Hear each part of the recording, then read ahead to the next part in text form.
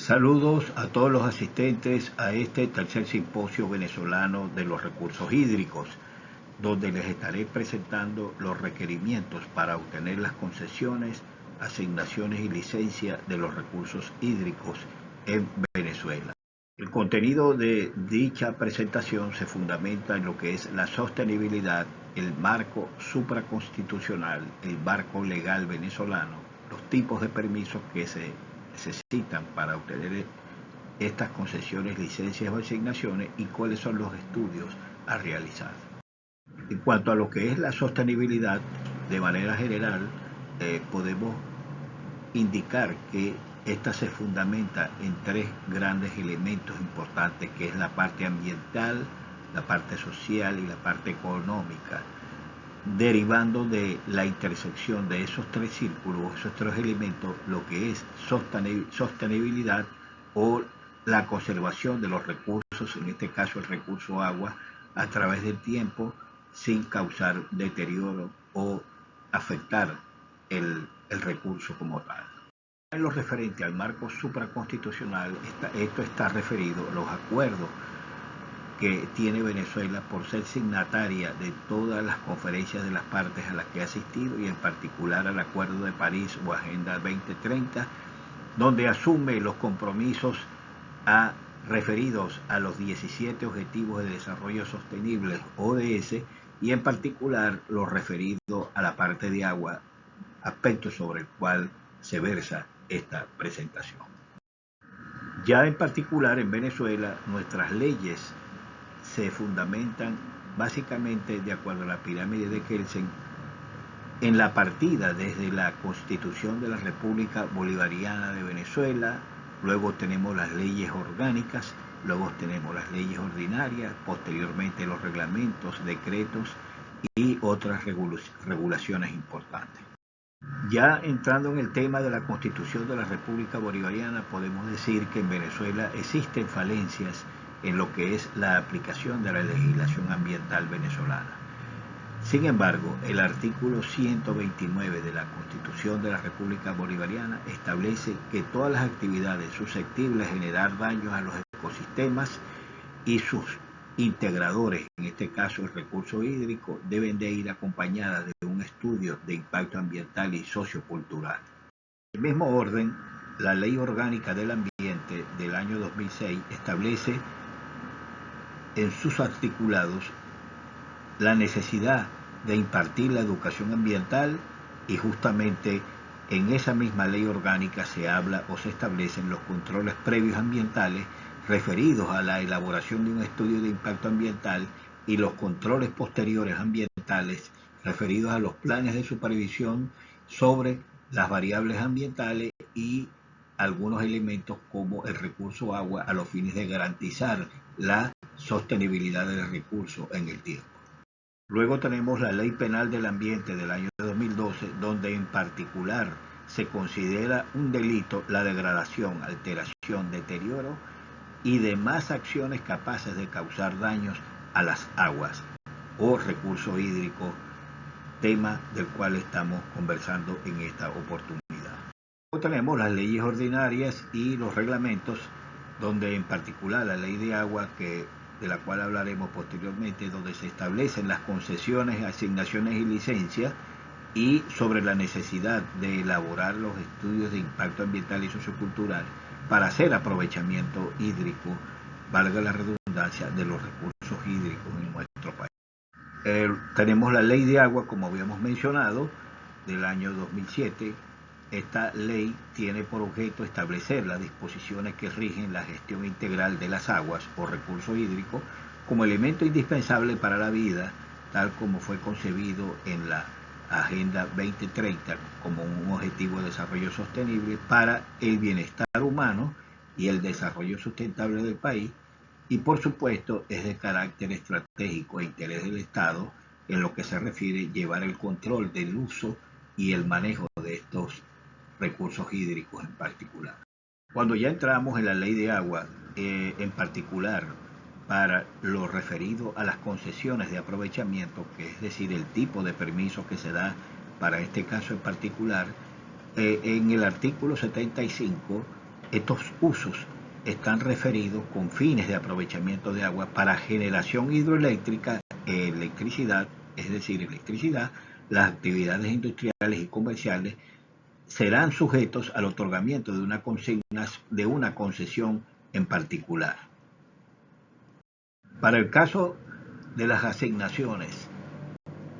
de aprovechamiento hídrico, de acuerdo al artículo 78, los órganos y entes de la Administración Pública Nacional deberán solicitar ante el ministerio que ejerza la Autoridad Nacional de las Aguas, en este momento Minaguas, la asignación de derechos preferentes sobre los volúmenes de agua que sean necesarios para el cumplimiento de sus atribuciones. Caso particular son las hidrológicas del Estado que suministran el agua a las poblaciones como tal. En el caso de las licencias de aprovechamiento hídrico, los usos de aguas en sus fuentes superficiales y subterráneas con fines de abastecimiento a poblaciones agrícolas y recreacionales sin fines de lucro, escuchen bien, sin fines de lucro, están sujetos a la obtención de una licencia de aprovechamiento de las aguas. Es importante resaltar que en cualquiera de los casos, sea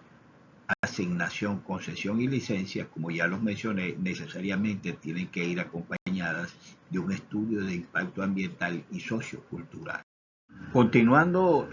bajando en lo que es la jerarquización como tal, nos encontramos con la norma para la clasificación y control de la calidad de los cuerpos de aguas y vertidos o efluentes, el decreto 883 del año 95. Esta norma en particular, y norma muy importante para lo referido a lo relacionado con la clasificación de las aguas, establece las normas para el control de la calidad de los cuerpos de agua y los vertidos líquidos. Como podremos observar, obviamente es una norma que se relaciona directamente con cualquiera de las solicitudes de las cuales ya conversamos, referidas a las licencias, asignaciones y concesiones en particular. En particular, esta norma se refiere, entre otros aspectos importantes, a la clasificación de las aguas. Tenemos desde aguas tipo 1 a aguas tipo 7, destacándose las aguas tipo 1, que son las aguas destinadas al uso doméstico y al uso industrial, las aguas tipo 2 básicamente hacia los usos agropecuarios, las aguas tipo 3, aguas marinas o de medio costero, las aguas tipo 4, aguas destinadas a balneario, deportes acuáticos, pesca deportiva, comercial y de subsistencia, y las aguas tipo 5, aguas destinadas para usos industriales que no requieran de agua potable, las aguas tipo 6, aguas destinadas a la navegación y generación de energía, y las aguas tipo 7, aguas destinadas al transporte, dispersión y desdoblamiento de poluentes sin que se produzca interferencia con el medio ambiente adyacente. En el mismo decreto, en el artículo 10 en particular, están las referencias o las indicaciones de cuáles son los parámetros sujetos al monitoreo, a la inspección de las descargas a los cuerpos de agua. Estos parámetros deben de cumplir con unos valores a los fines de garantizar que no contaminen los cuerpos de agua donde se descargan los mismos. Es uno de los aspectos muy importantes en lo referente al monitoreo, al control de vigilancia y control, valga la redundancia, sobre los cuerpos de agua cuando son sometidos a descarga de procesos a los que se haga uso del recurso hídrico en particular. Del régimen de adecuación, este artículo 29 es muy importante porque está referido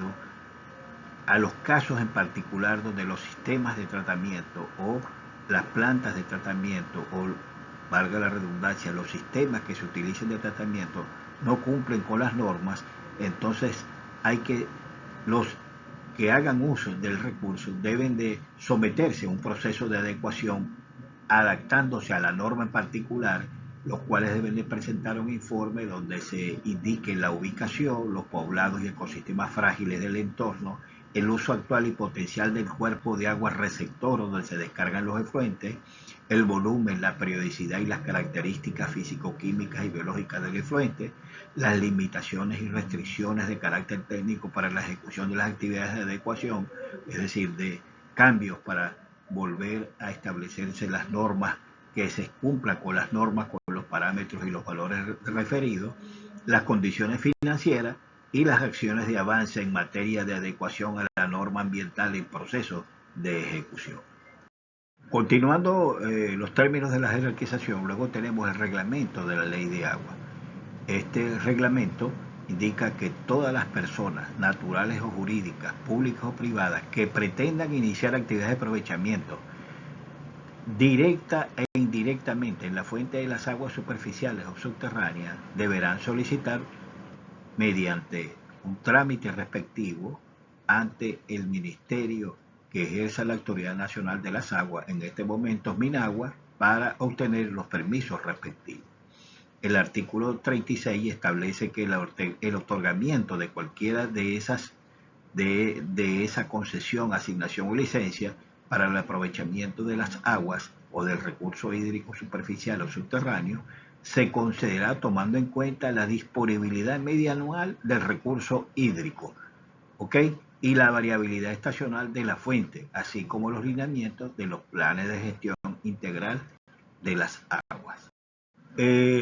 Las solicitudes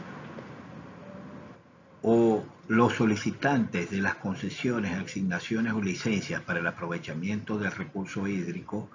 realizarán un estudio técnico donde se demuestre que la fuente tiene la capacidad de producir la cantidad de agua con la calidad requerida para el uso definido por el administrado. Adicionalmente, en dicho estudio se debe comprobar que el nuevo aprovechamiento no afectará la calidad ni la cantidad de agua de los aprovechamientos establecidos, valga la redundancia, en el entorno de los mismos. Los criterios y metodologías para el estudio indicado en este artículo son definidos por el ministerio que ejerza la Autoridad Nacional de las Aguas, en este caso en nuestro país, Minaguas. De acuerdo al artículo 38, los solicitantes de concesiones, asignaciones o licencias para el aprovechamiento de aguas subterráneas realizarán un estudio hidrogeológico donde se demuestre que el pozo a perforar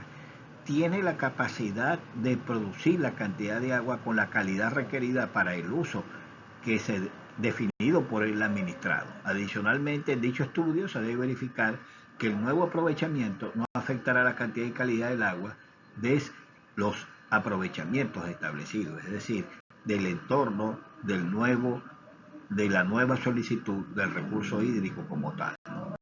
Estos estudios técnicos se fundamentan en lo que es un estudio hidrogeológico, considerando un sondeo o varios sondeos electroverticales mediante equipos debidamente autorizados y que registran dicha información de lo que es la parte de la posibilidad de conseguir el agua,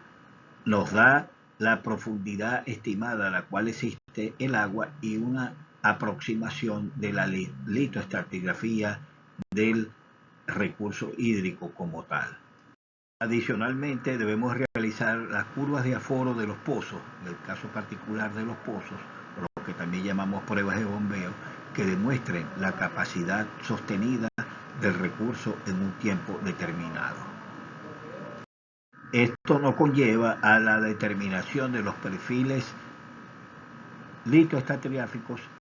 donde se extraerá el recurso hídrico y la secuencia litológica de los estratos bajo los cuales se encuentra el recurso que vamos a aprovechar como tal. El estudio de impacto ambiental deberá llevar la información atinente a lo que es el uso para el cual se destinará el aprovechamiento, el caudal promedio anual en el punto de captación, y esta tabla muestra un ejemplo de cómo sería el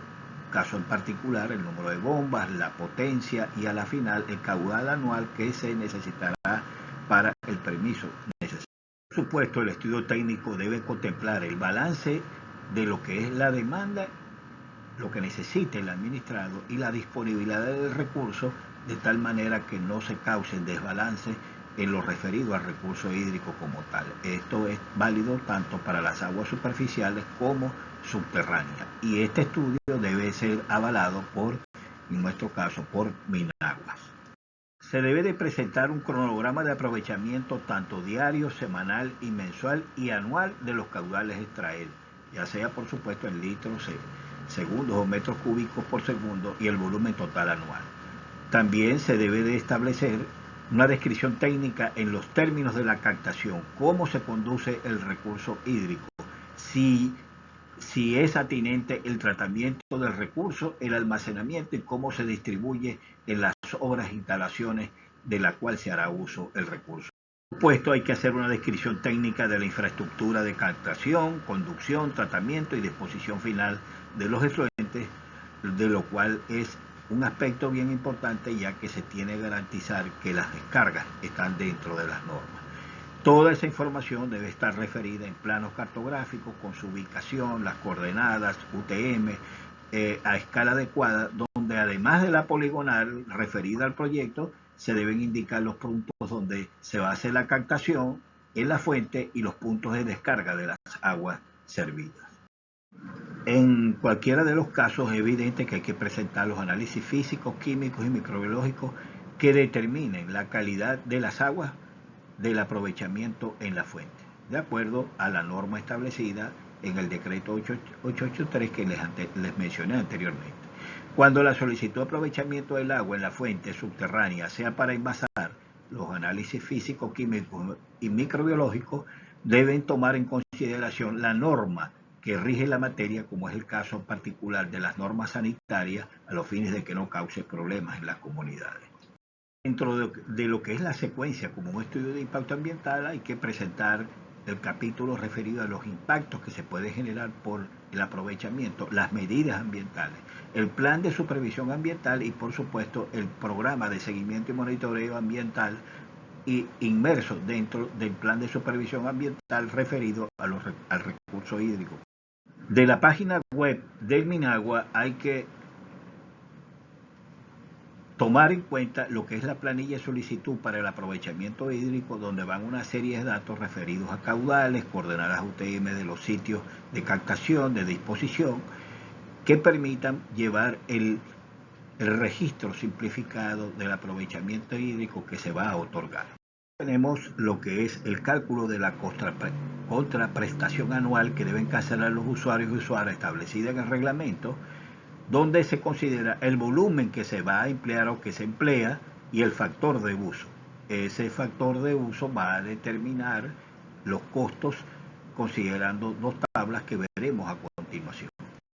En la tabla 1 se establece el uso por aprovechamiento y a manera de ejemplo podemos ver que si el recurso hídrico se va a usar para producción animal y es una persona natural, el factor sería de 0,88 a ser considerado en la determinación del costo como tal. De igual manera existe la tabla para otros usos agrícolas de consumo directo o agrocombustible y para otros usos industriales. La tabla 2 establece los costos o la tarifa o unidades tributarias por metro cúbico de acuerdo a la región. Por ejemplo, la región falconiana el costo está en 0,003 unidades tributarias por metro cúbico. En esta lámina podemos observar el complemento de las regiones hidrográficas de Venezuela, que son 16 regiones como tal. Muchas gracias por su atención y esperamos haber cubierto las expectativas y presto a cualquier pregunta que puedan ustedes presentar.